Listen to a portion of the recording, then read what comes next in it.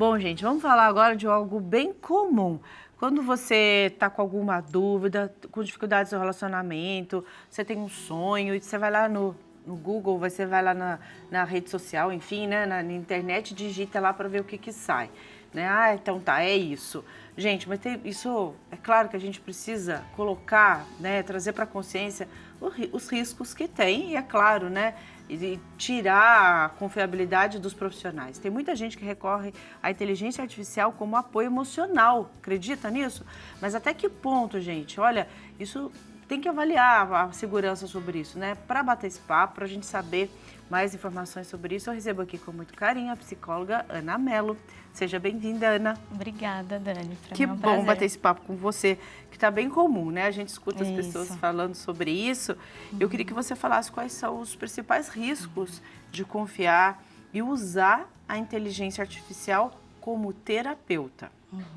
Primeiro, eu queria agradecer, né, pelo convite, pela oportunidade de estar aqui conversando com você sobre esse tema que é muito importante a gente falar hoje em dia e que está tão presente, né? Tem ganhado cada vez mais espaço no nosso contexto atual.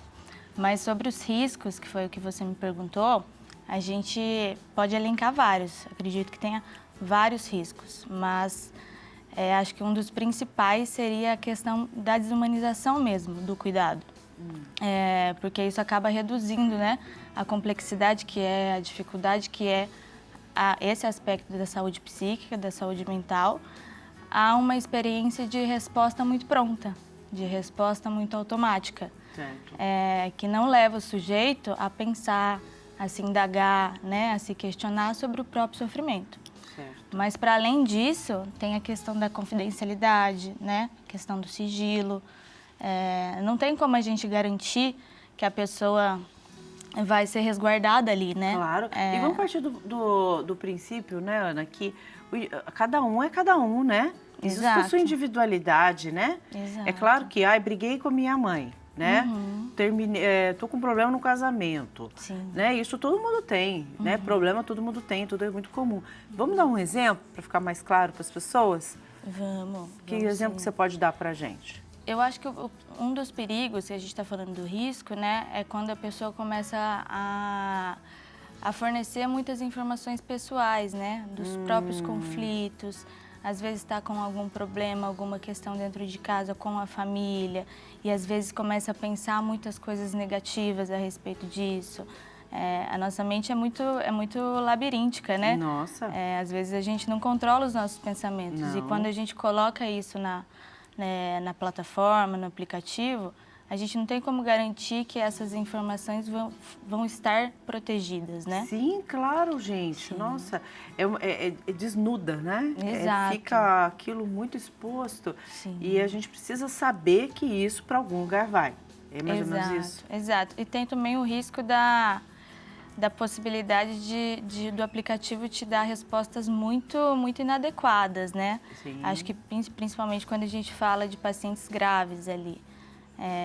A gente também não tem como garantir que esse aplicativo vai dar uma resposta boa, uma resposta sobre o que ele precisa fazer, como é que ele deve lidar com esse sofrimento. Com os sofrimentos, né? Por que a inteligência artificial não deve ser vista como substituta do profissional de saúde mental? Eu penso que é por uma questão de impossibilidade mesmo dela ocupar esse lugar do terapeuta, do analista.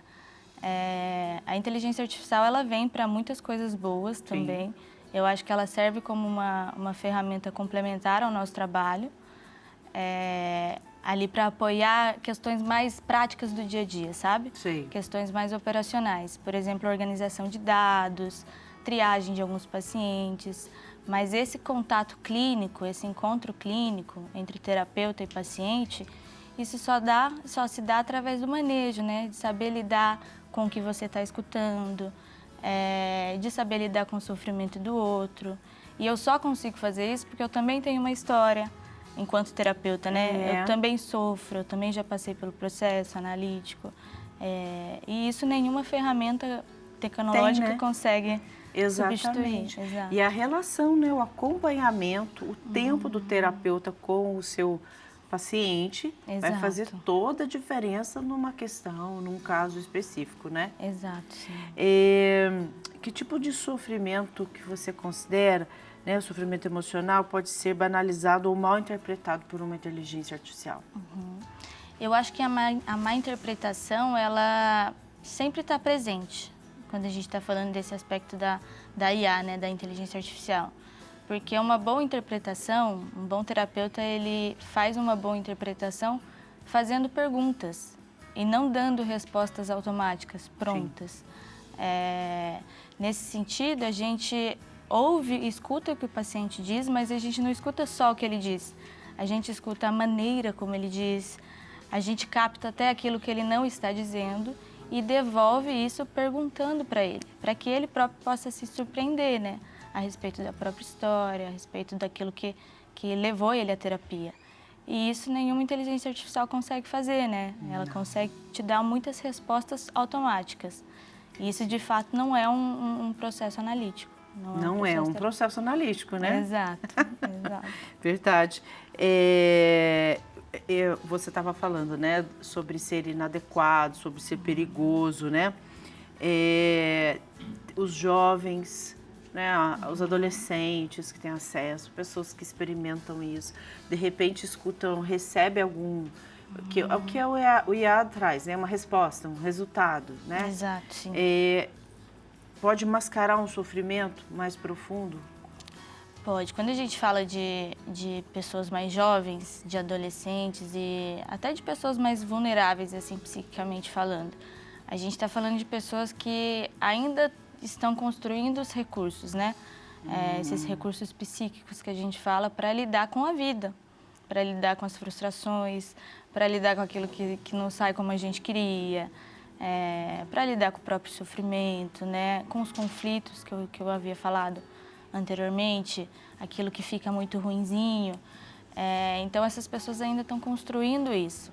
Se ela se apega nessa experiência de ter uma resposta pronta a todo momento, disponível 24 horas por dia, ela pode criar uma certa dependência desse aplicativo. Certo. Em um processo terapêutico, justamente oferece o contrário, para que ela possa, né, se sentir forte para lidar com essas questões. E não que ela fique dependente. Né? Então, e também tem uma outra questão, né, que é muito comum. As pessoas, elas não querem encarar o sofrimento. Exato. E na inteligência artificial, ela quer respostas, né? Então, tá muito mais ligado ao que eu devo fazer também do que encarar o seu próprio sofrimento. Sim. Que é ser humano e viver, acho que é por aí, não é? Encarar, né? Lidar o nosso próprio sofrer. Com o nosso próprio sofrer. Então, e também tem isso. Eu já escutei também a pessoa falar. A pessoa faz terapia tanto tempo e ainda continua daquele jeito, né? Não existe, né? Não existe. Essa falácia.